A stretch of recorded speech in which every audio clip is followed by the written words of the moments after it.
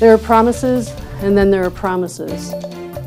Dan and Nancy made a promise to share their lives, a promise that they reaffirmed just a couple of years before he died. 26 days of witnesses, timelines, and testimony, and it all comes down to this: the love defense part of closing arguments in the murder trial of a romance novelist accused of shooting and killing her husband back in 2018. Good evening. Thank you for joining us. I'm David Molko, and tonight the fate of Nancy Crampton Brophy will likely hinge on just two words: reasonable doubt, and what the 12 members of the jury believe. Brian Clerkley has been covering every development over the last 6 weeks, including when Brophy took the stand in her own defense. Brian, bring us up to speed here. What lasting impressions does the DA want to leave with this jury? Hey, David, the prosecution started out with talking about how Nancy Crampton Brophy lied about her whereabouts the morning of the murder, and the prosecution says that the motive behind this murder was money. Nancy Crampton Brophy's defense started talking about her love for her husband and how she would never harm her husband.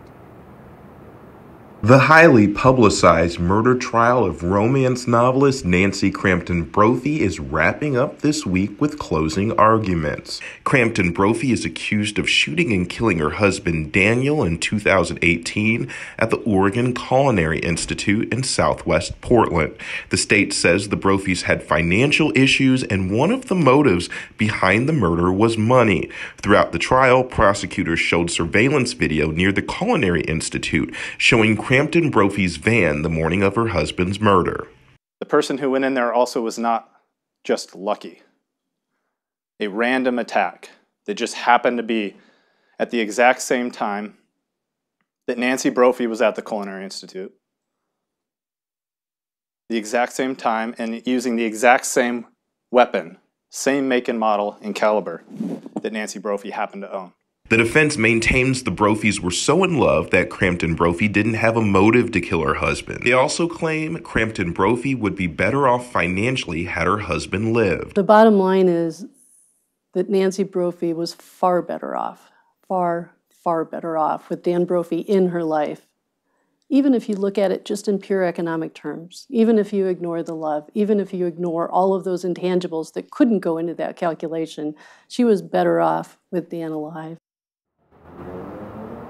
And we're expecting this trial to wrap up sometime this week. The state will start with its rebuttal tomorrow morning at 9 a.m. and we'll be following everything. And you can check for more updates on our website, KGW.com. Back to you guys. And of course, we'll bring the verdict if and when that happens with the jury here too. Brian, thanks for your reporting here. Also developing tonight, a disturbing attack in southeast Portland has left a woman in critical condition. Police say someone from a business near Southeast Raymond Street and 82nd found her injured in the parking lot this morning. Investigators say it appears the victim had been severely assaulted. She is now in the hospital. Details are limited, and while police didn't name the exact business, it is an area with a number of shops and restaurants. We'll keep you posted on this as we learn more. Okay, also in southeast Portland, police are investigating a deadly shooting near 99th and southeast Ramona after shots were fired just before 3 Sunday afternoon. Someone took the victim to a fire station. He later died in the hospital. No word on a suspect. Anyone with information here should contact Portland Police. All right, an update on that ongoing ballot blunder in Clackamas County. We are 6 days after Election Day, and while tens of thousands of ballots, yes, have actually been counted, there are still tens of thousands more to go, mostly because of those blurry barcodes. So let's bring in Mike Benner, who's quickly become a very familiar face to all the folks at County Elections HQ. Hey, Mike.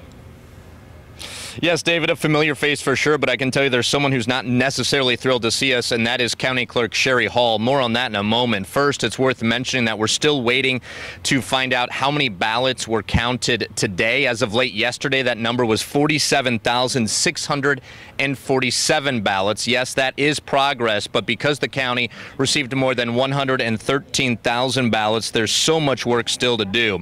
We got a glimpse of that work today. What you're looking at here is video of workers tallying the the ballots. This has been described as an all-hands-on-deck situation. Clackamas County employees have been reassigned to help with this task. We're told elections workers from Marion and Multnomah counties assisted over the weekend, people from the Secretary of State's office as well. This is all necessary because a lot of the ballots were printed with barcodes that were either too light or too blurry, meaning they can't be read by the machines. Humans have to do the work instead. Community members are overseeing this work from the observation area. That includes people from the group Take Back America, Clackamas County. This is my county. If I look at it, if not me, then who? You know, we've got to get involved in our own government. So that's why I'm here. That's why all of these people are here. These are not politicians, and this is not politics.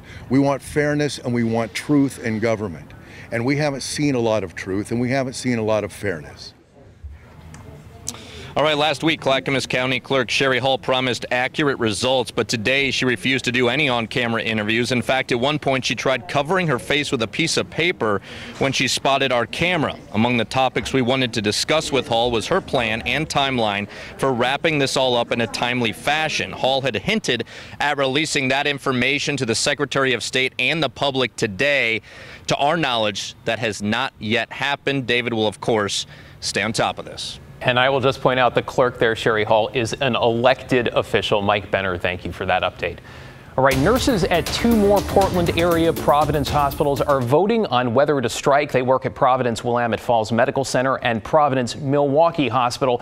The voting process got underway today. Worth noting, though, that if the nurses say yes, there will not automatically be a strike, but a yes vote gives their union the power to call one if negotiations with Providence do not go as they hope. So the nurses union says it's focusing on COVID safety standards and affordable health care, among other things. We spoke to the CEO at Providence Milwaukee this afternoon.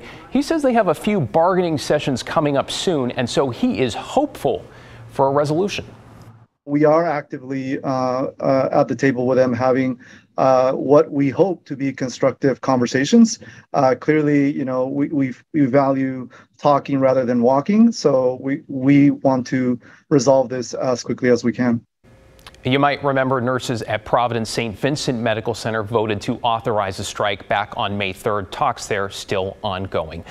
All right, a significant setback for restaurant owners and operators nationwide, many who have struggled immensely over the past couple of years. Now the U.S. Senate has rejected a proposed second round of federal aid that's meant to help those in the hospitality industry pay off their debts from the pandemic. Blair Best joins us now. Blair, good to see you. You talked to businesses today in Vancouver, and I imagine for many of them, this was a huge blow. Especially for those just starting out, David. What we found was that the businesses that have only been open for a couple of years are struggling the most, since they haven't been able to qualify for any federal aid throughout this entire pandemic. Now, we talked with the owner of this boutique winery on Vancouver's waterfront. The only federal grant they qualified for was this second round of the Restaurant Revitalization Fund, which would have given about $48 billion to restaurants nationwide. Now, this winery was expecting to get about $500,000, but last week the Senate voted to reject the funding, taking a lifeline away from nearly 4,000 Washington restaurants. We are like many businesses that just fell through the cracks of everything across the board. And I think it's unfair from the federal government side of things. I also think it's unfair from the state side of things, because on the state side we got next to nothing as well. Now, this is affecting restaurants across the river as well. The head of hospitality here in Oregon says local restaurants who didn't receive this second round of federal aid are now left to compete against those that previously did, calling the entire process inequitable and just plain unfair.